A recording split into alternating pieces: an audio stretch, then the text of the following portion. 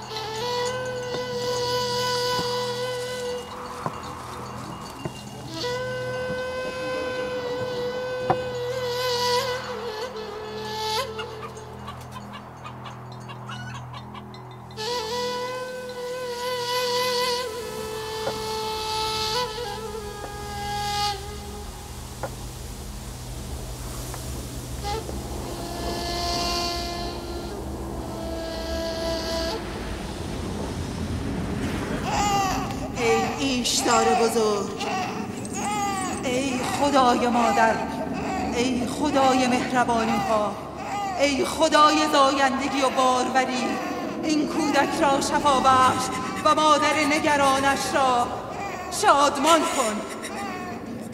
مادر این کودک عهد می کند به درگاهت هدایای گرانبها تقدیم کند.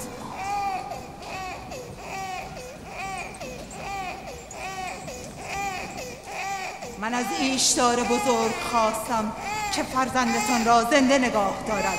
او تقاضای مرا پذیرفت. بروید و فرزندتان را آنگونه بزرگ کنید که از پیروان ایشتار باشد. از شما من از ایشتار بزرگ سپاسگزارم. درود بر ایشتار مهربان. از شما سپاسگزارم. فرزندم در حال مرگ بود، شما او را زنده کردید. درود بر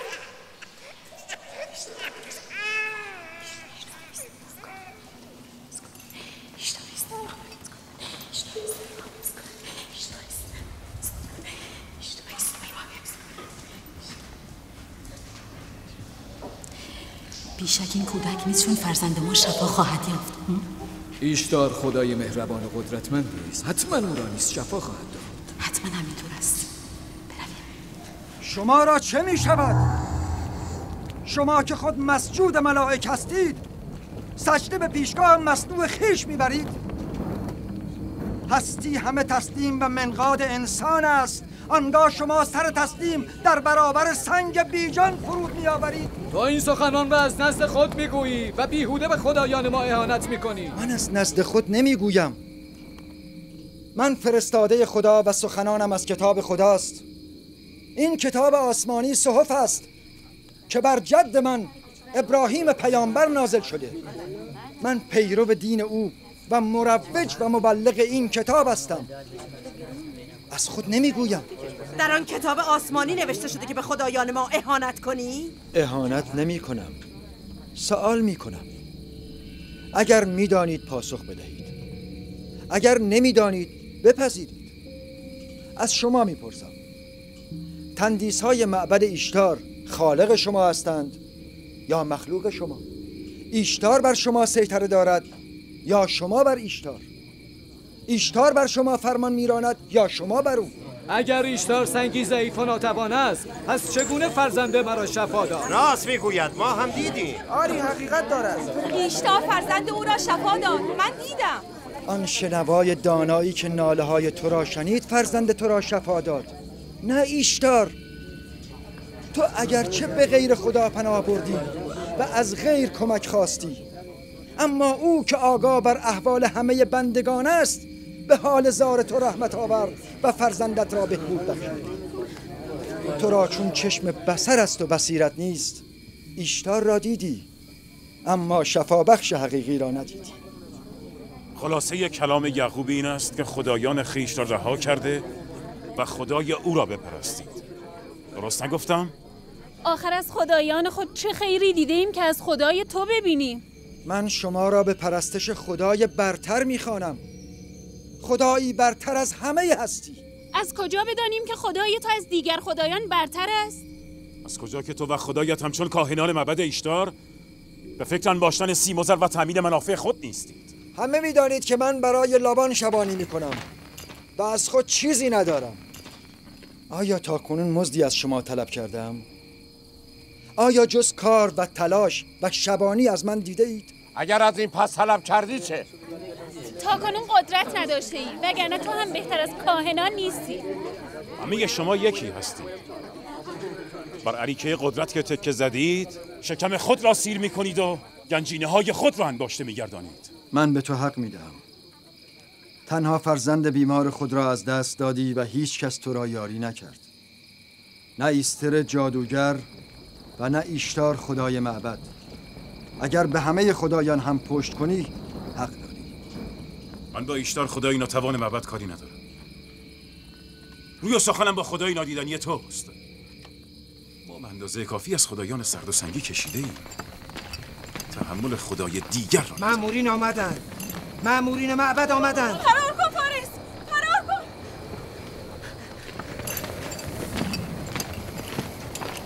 از آن طرف. بروید دستگیرش کنید. نگذارید فرار کنه. بروید.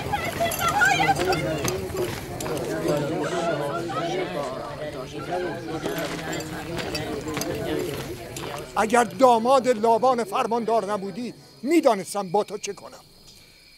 مرا از تو و مأمورین معبد باکی نیست. پراکنده شوید. بیش از این به کفرگویی‌های یعقوب گوش ندهید. مگر نمی‌بینید کفرگویی‌های یعقوب قحطی برای فدان به ارمغان آورده است؟ راست میگوید. برویم تا به نفرین ایشتار دچار نشده ایم. برویم.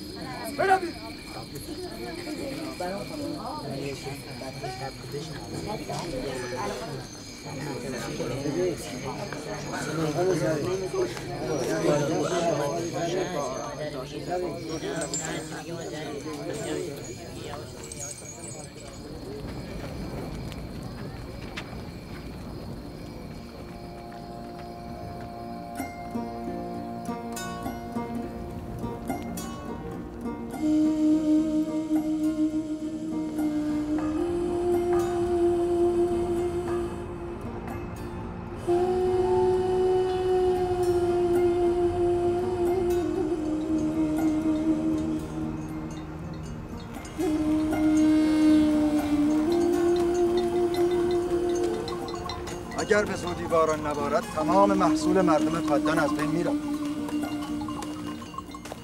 امیدوارم خداوند هرچه زودتر باران رحمت خود را بر این شهر نازل کند. آنجا چه خبر است پدر؟ این رسم دیرینه مردم فدان است. دشمنان ایشتر را آتش میزنند. آتش زدن با منجنیق.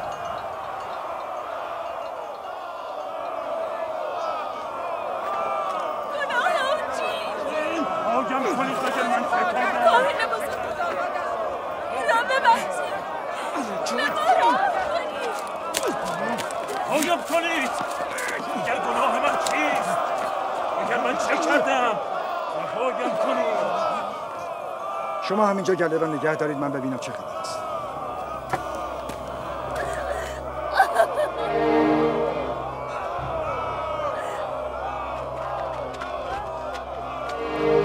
قایم کنید. به ما راه کنید. اگر من چه کردم رهایم کنید.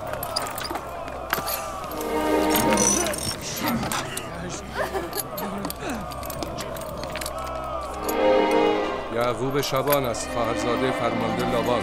کاهن بزرگ ما راه فارس کنم. بزار کافر همین است. مردم فدان به دادم نرسید. من بیگناه. فارس باید تو یادان شود.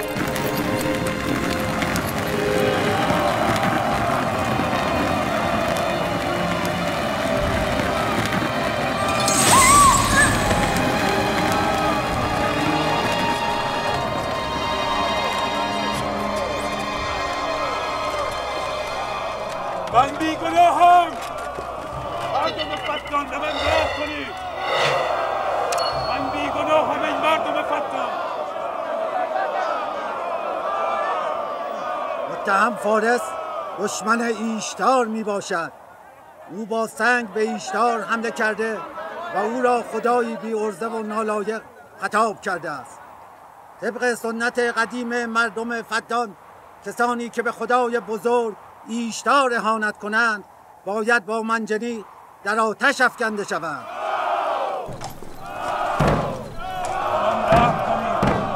اگر گناه من چیست؟ از حق خود دفاع کردم. مردم فدان به من رحم کنید. بیچاره فارس. من بیگناهم. به من رحم کنید. به من رحم کنید. مردم فدان. گناه من چیست؟ گناه من چیست؟ من بیگناهم.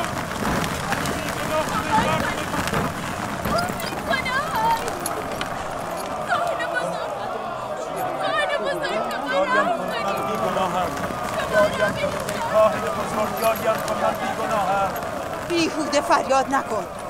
یا باید خونبهای خود را بپردازی یا در آتش سوزانده شوی. را نسوزانی. مردم فدان به من رحم کنید. من بیگناهم این مردم فدان. را نسوزانی. بهای خون او چقدر است؟ من میپردازم. تو میپردازی؟ نه، او خود از دشمنان ایشتار است.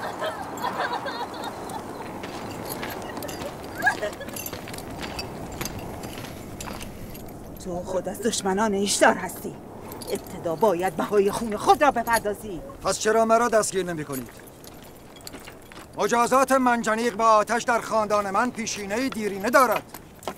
پدر بزرگ من ابراهیم هم یک بار به دستور نمرود در آتش افکنده شده است. اگر تاکنون دستگیر نشده ای به خاطر فرماندار است، چون هم داماد او و هم خواهرزادش است. پس منسوبین به حکومت و فرماندار می توانند به خدایان اهانت کنند و مجازات نشوند. دستگیرش کنید و چون پدر بزرگش در آتش بیافکنید.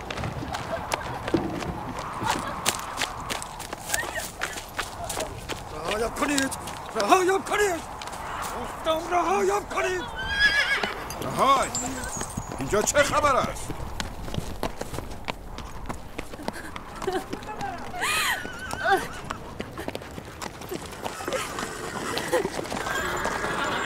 او را رها کنید. متهم را هم آزاد کنید. فارس باید مجازات شود. وقتی یعقوب خونبهای او را میپردازد حق ندارید او را مجازات کنید.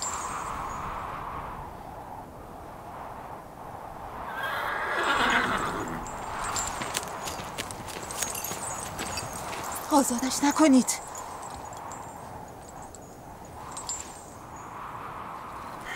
یعقوب، تو باید 500 دینار بابت خونبهای فارس بپردازی. مانعی نیست، من این پول را خواهم پرداخت.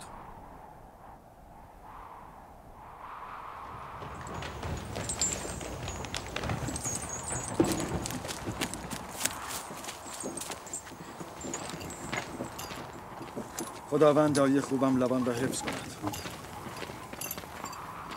من تا به کی باید مراقبت باشم که دست از پا خطا نکنی؟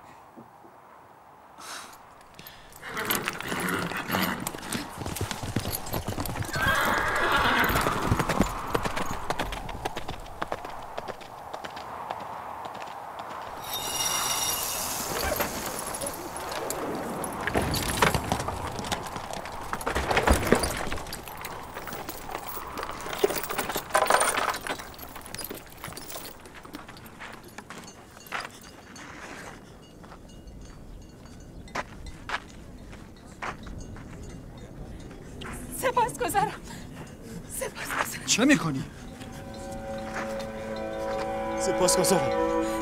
تا زمانی که خونبهای خود را پرداخت نکردم برایت سعی و تلاش خواهم کرد، برایت کار خواهم کرد. تو خاندان فارس را نجات دادی. تو زندگی ما را نجات دادی. برویم.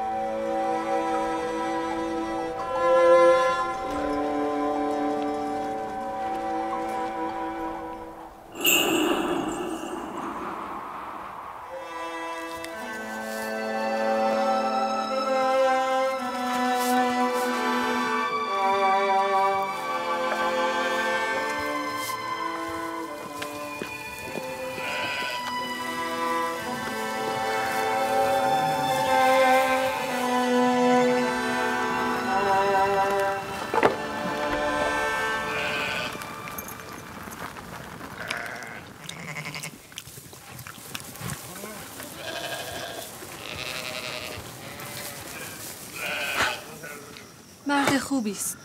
بیچاره مدام زحمت میکشد.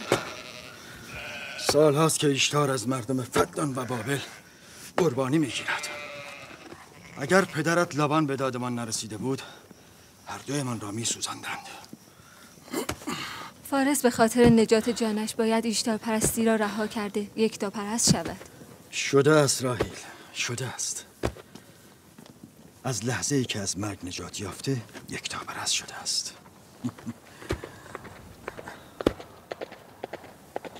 مسافر ما کی از راه میرسد؟ به زودی یا نبی خدا، چیزی نمانده. سال هاست در انتظار فرزندی از تو هستم. اگر خدا بخواهد به زودی این انتظار پایان می‌یابد.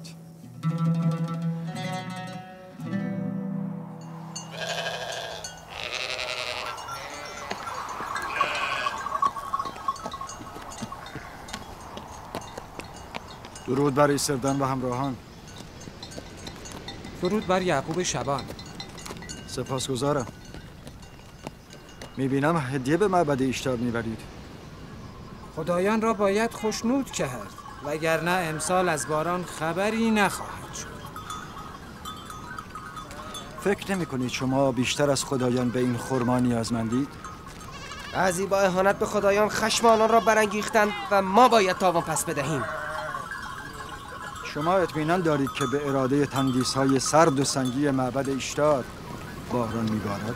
کفرگویی‌های تو باعث خشم خدایان شده و ابرهای بارانزا را از سرزمین فدان دور کرده است. دست از اهانت به خدایان بردار یعقوب.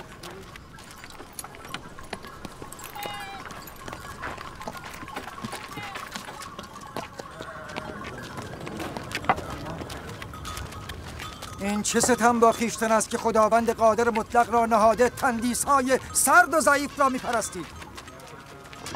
چرا زمین فسرده جان خویش را با نور ایمان به خداوند یکتا گرمی نمی‌بخشید؟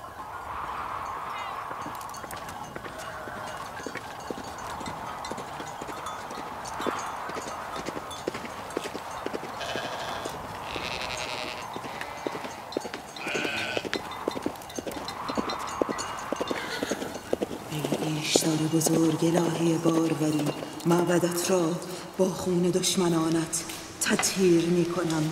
باشد که خوش سالی را از این دیار دور کنی و باران رحمتت را بر مردم فدان بباری.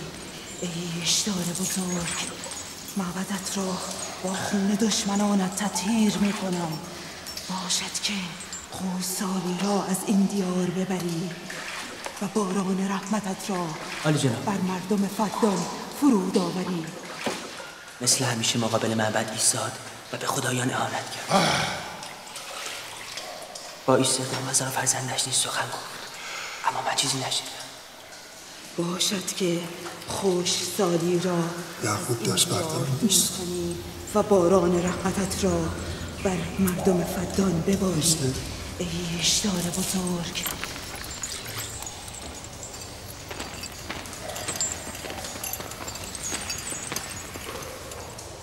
باز هم یعقوب شروع کرده است.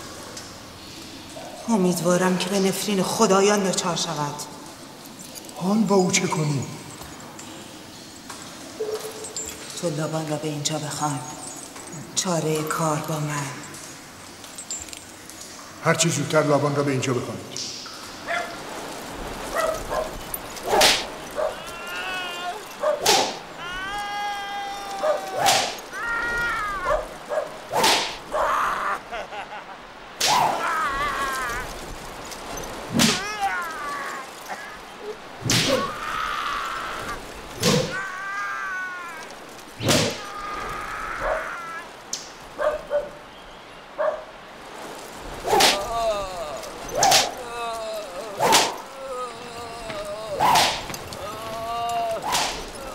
عالی جناب، بزرگ کاهنان معبد ایشتار از شما دعوت کرده که به دیدار ایشان بیایید.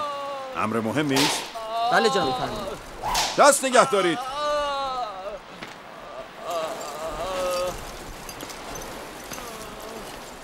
اگر بار دیگر دزدی کنی از زیر شلاق زنده بیرون نمیایی. قول میدم دیگر غلط میکنم. بازش کنید. با من بیا.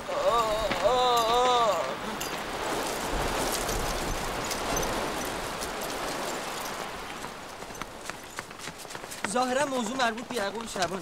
اعمال یعقوب به خودش مربوط است. من پاسخگو نیستم. بر علیه خدایان سخن. این هم وظیفه کاهنان است که به او پاسخ درست بدهند. اگر توان پاسخگویی ندارید چرا مزاحم من میشوید؟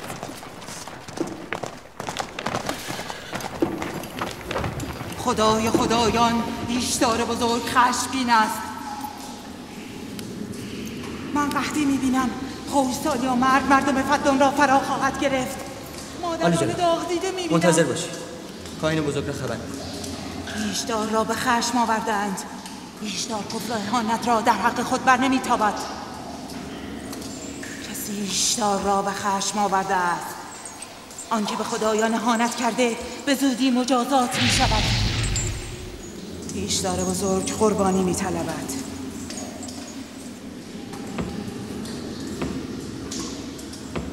لابان، چرا مانع کفرگویی خواهرزادت یعقوب نمیشوید؟ مسئول ایمان مردم شما هستید، پاسخش را بدهید. من فرماندارم، نه کاهن. اعمال یعقوب به خودش مربوط است. اما او خواهرزاده و شوهر دختران شماست. من مسئول آرامش و امنیت فدان هستم، نه مسئول نظارت بر اعمال خواهرزادم. همین دلیل باید او را ساکت کنید. او آرامش فدان را به هم زده است. آرامش را به فدان بازگردان. به زودی قحطی همه فدان را فرا خواهد گرفت و یعقوب عامل همه این بدبختی است. چگونه است که یعقوب تاکنون موجب وفور نعمت و ازدیاد گوسفندان من بوده، ولی اکنون باعث قحطی و بدبختی فدان شده است. از آن رو که اکنون یعقوب به خدایان کفر می‌ورزد. پیشتر هم او به خدایان بابل ایمان نداشت. چرا آن موقع عقیده خود را پنهان می‌داشت، اما اکنون ابراز می‌دارد. فاش در ملأ عام به ایشتار اهانت می‌کند. باید او را وادار به سکوت نماییم. باید؟ آره باید.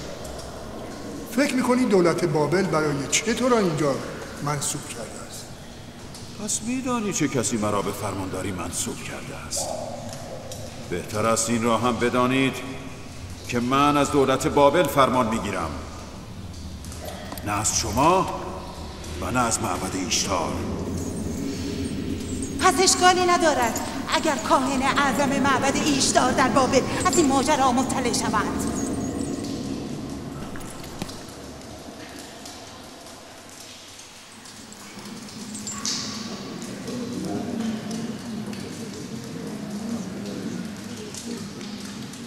با یعقوب سخن خواهم گفت. به یعقوب بگو اگر خطری از جانب او من و خانواده‌ام را تهدید کند تمام خاندانش را به آتش خواهم کشید. طوله‌ای که قبل از پدر مادرش باز کند زودتر به دست گرگ دریده می شود. مواظب زبانت باش. این بار می بخشمت، بار دیگر بخششی در کار نیست.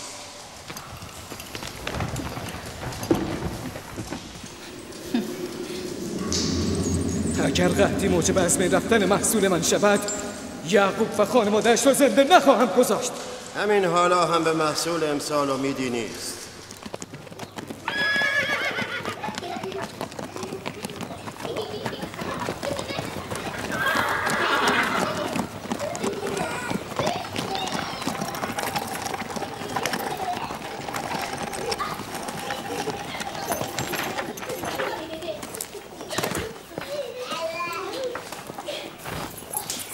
سلام پدر، خوش آمدی. سلام پدر، چه عجب. بزرگ فدان آرام و فرماندار شهر فرصتی یافته و به دیدار دخترانش آمده است. این یعقوب دست بردار نیست؟ چه شده پدر؟ باز هم کاهنان معبد ایشتار از یعقوب شکایت کردند. یعنی این همه بلوایی که در فدان به راه افتاده دسیسه کاهنان است و یعقوب هیچ خطایی مرتکب نشده؟ شما خوب می‌دانید که یعقوب جز انجام رسالت و ادای تکلیف کاری نمی‌کند. او را با آیین چند هزار ساله معبد ایشتار چه کار؟ اگر او می‌خواهد از دین پدر بزرگش بگوید، خب بگوید. اصلاً خاندان مرا هم تبلیغ کند. اما اهانت به اعتقادات مردم چرا؟ شما اشتباه می‌کنید پدر. آنها همین تبلیغ را نیز بر نمیتابند. پدر، یعقوب مأمور ابلاغ آیین یکتاپرستی است. آیین پدرش اسحاق و پدر بزرگش ابراهیم. شما نیز مسئول حفظ آرامش و امنیت مردم فدان هستید. او به وظیفه‌اش عمل می‌کند، شما نیز به وظیفه خود عمل کنید. شما هم مثل او سخت سر و بی‌پروا شده اید. اگر من بخواهم به وظیفه‌ام عمل کنم که شما باید آواره کوه و بیابان شوید. پدر، من و خواهرم لیا بدین همسر خود هستیم و در ترویج آیین یکتاپرستی از او حمایت خواهیم کرد. شما همه دیوانه شده اید؟ چرا به فکر موقعیت من نیستید؟ میدانید اگر کاهن بزرگ معبد ایشتار در بابل بداند که خواهرزاده من در فدان بر علیه معبد ایشتار تبلیغ می کند، چه بر سر من خواهد آورد؟ قدرت خدای یعقوب فراتر از قدرت ارباب معابد بابل است. پس سزاوار است که ما و شما از خدای خیش بیمناک باشیم، نه از خدایان سنگی. من نه با خدای او کار دارم نه با خدای اینان. فقط میگویم یعقوب حق ندارد موقعیت مرا در فدان متزلزل کند. چه شد راهیل؟ راهیل راهیل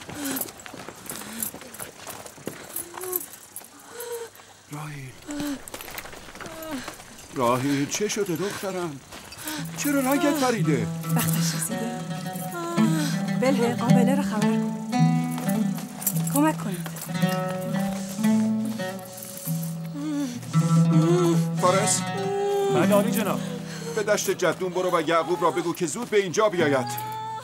عجله کن. با اسب من برو.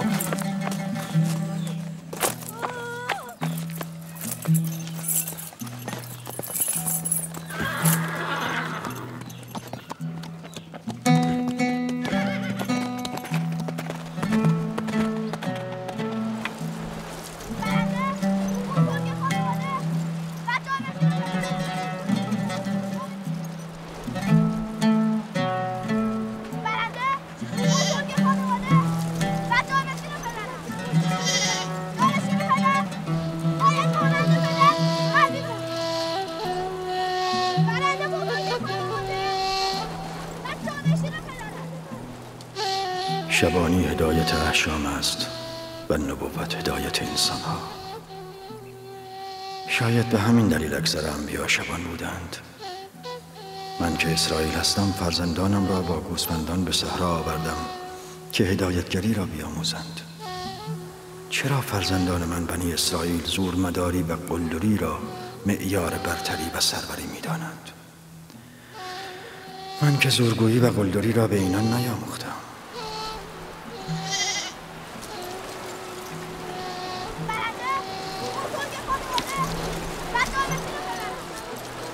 برخیزید! برخیزید! برخیز شمعون، برخیز!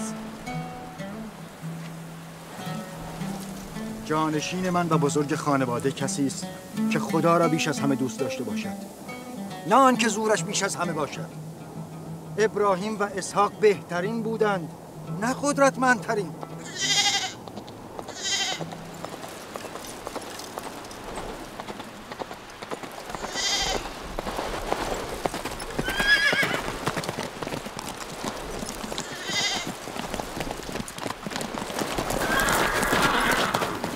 چه شده؟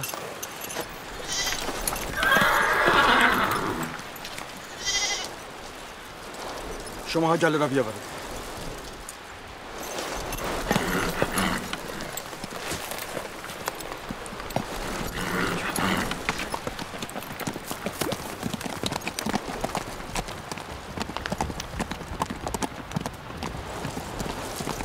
پدر کجا رفت؟ چیزی نشده، گله را جمع کنید باز می‌کنم.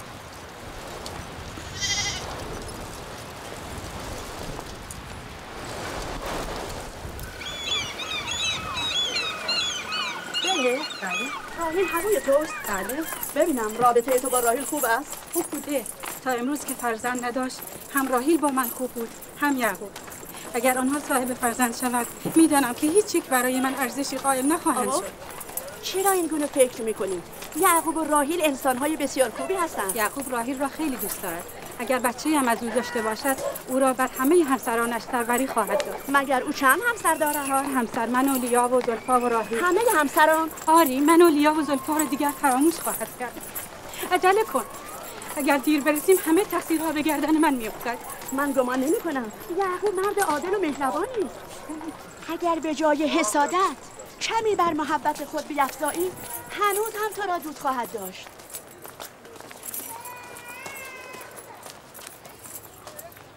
درود بر عالی جناب لابان. مژدگانی خوبی داری. راهیل و بچهش رو از تو سالم میخواهم. نگران نباشید، من قابله با تجربه‌ای هستم.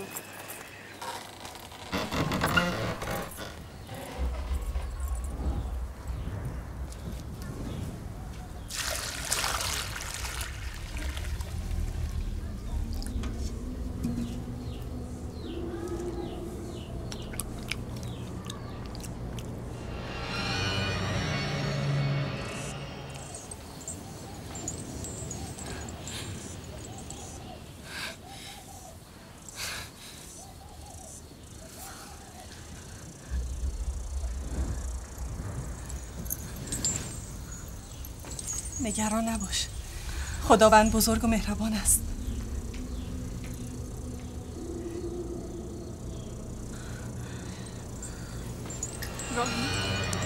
راهیل راهیل راهیل راهیل راهیل راهیل بیهوش شو. راهیل راهیل راهیل راهیل نکند که راهیل گرفتار خشم خدایان شده است.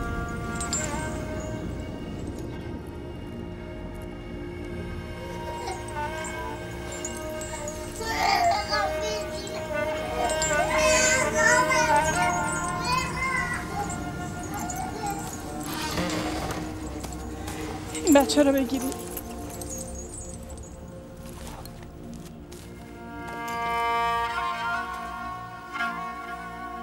برای خالیتان راهیل دعا کن.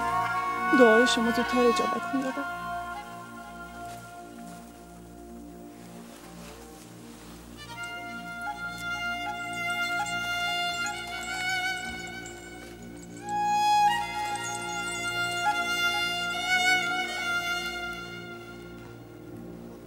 پس چرا کاری نمی کنید؟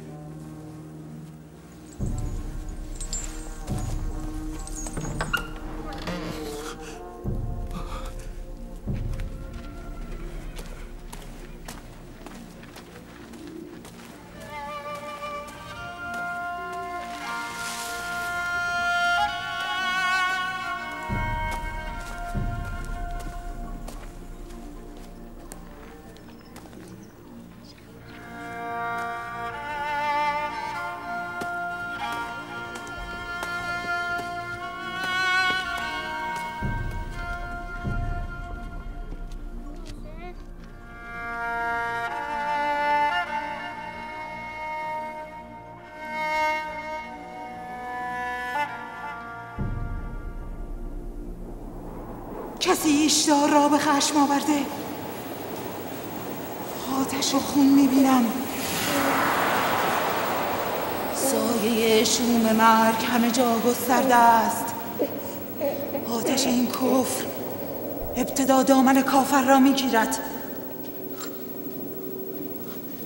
آنکه به خدایان اهانت کرده به زودی مجازات میشود. نکند او به نفرین خدایان گرفتار شده؟ دیدی ایستر در معبد نفرین میکرد؟ آری، گفت آتش این کفر ابتدا دامن کافر را میگیرد. آن کس که به خدایان و ایشتار بزرگ اهانت کند زودتر از همه مجازات میشود.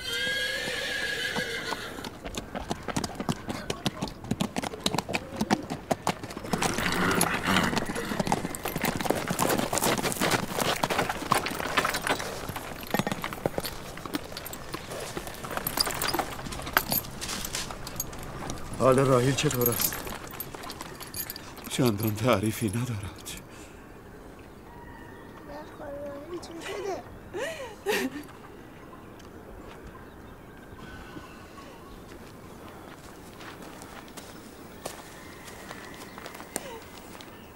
کاری بکنی. حال راحیل خوب نیست. آرام باشید. ما خدا را داریم. هر آنچه که او اراده کند همان خواهد شد. مردم به تن و کنایه میگویند او به نفرین ایشتار و جادوی ایستر دچار شده است. بسیار خوب. حال ببینیم خدای راحیل و فرزندش بزرگتر و قوی‌تر است یا خدای ایستر. مراقب راحیل باشید. من باز میگردم. کجا می روید؟ ما را در این حال تنها نگذارید. آرام باشید. من به خلوت نیاز دارم. تو با خدای خود هر چه میخواهی بکن، اما من نمیتوانم دست بر دست بگذارم. طبیبی، دارویی، درمانی، کاری باید کرد. من نیز به سراغ طبیب میروم. طبیب واقعی.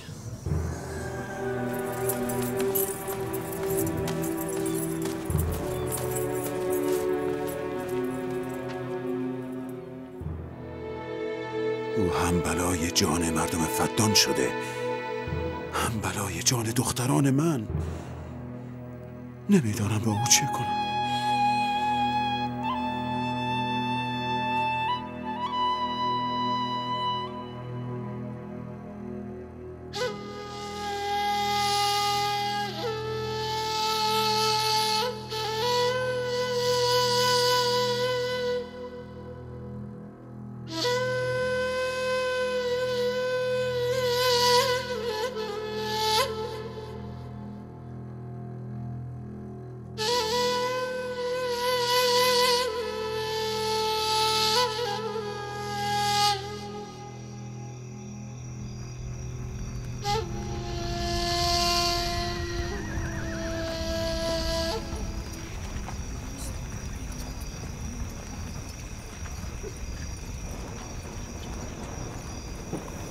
چرا به سراغ ایستر نمیفرستن؟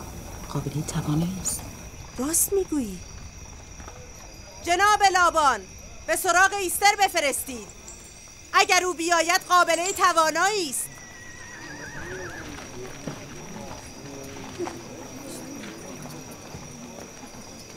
برو و ببین ایستر میآید. هر چه بخواهد به او میدهم.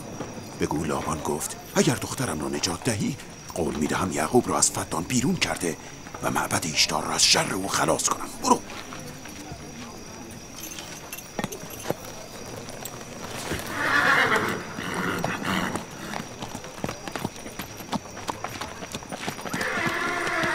یعقوب به نفرین خدایان بابل گرفتار شده.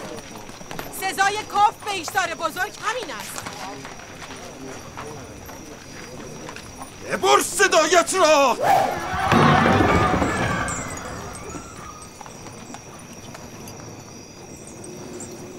به یعقوب بگو چرا از خدایش یاری نمی‌طلبد. اگر من به جای او بودم به هنگام گرفتاری خدایم را فراموش نمی‌کردم. جناب لابان مرا فرستاده، نه یعقوب. او قول داده اگر دخترش را نجات دهی، یعقوب را از فدان بیرون کند. به نظر من موقعیت خوبی است. مردم فدان باید قدرت ایشتار بزرگ و توانایی ایستر ساحره معبد را بدانند. اگر راحیل را نجات دهی، بی تردید ایمان مردم فدان بیشتر شده، اینجا را پر از زر و سیم خواهند کرد. مرگ راحیل نیز همین نتیجه را دارد. پس بگذار بمیرد. بسیار. برو همین را به مردم بگو مرگ راحیل به خاطر کفر به ایشتار بود. بگو که نتیجه یکتاپرستی و نادیده گرفتن ایشتار جز این نمی باشه. چه زیباست اگر با مرگ راحیل و فرزندش باران نیز بر فدان ببارد.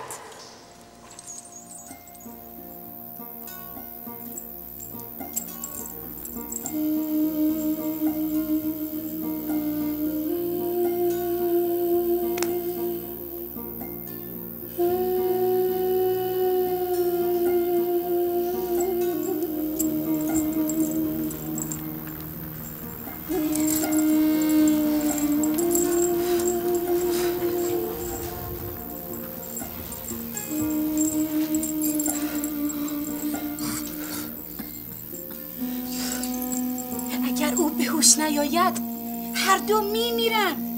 این دو را میکشد، به هوش نمیآورد.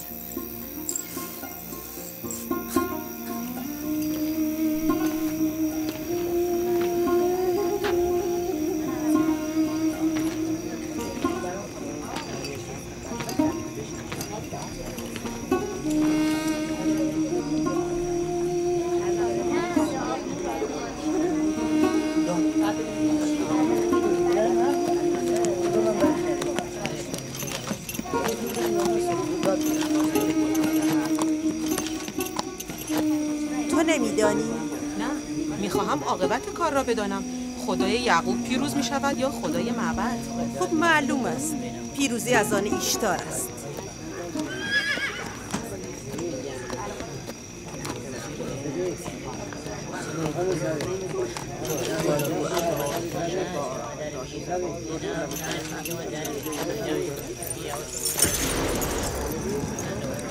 لابان، اسباب زحمت من شده ای که چه؟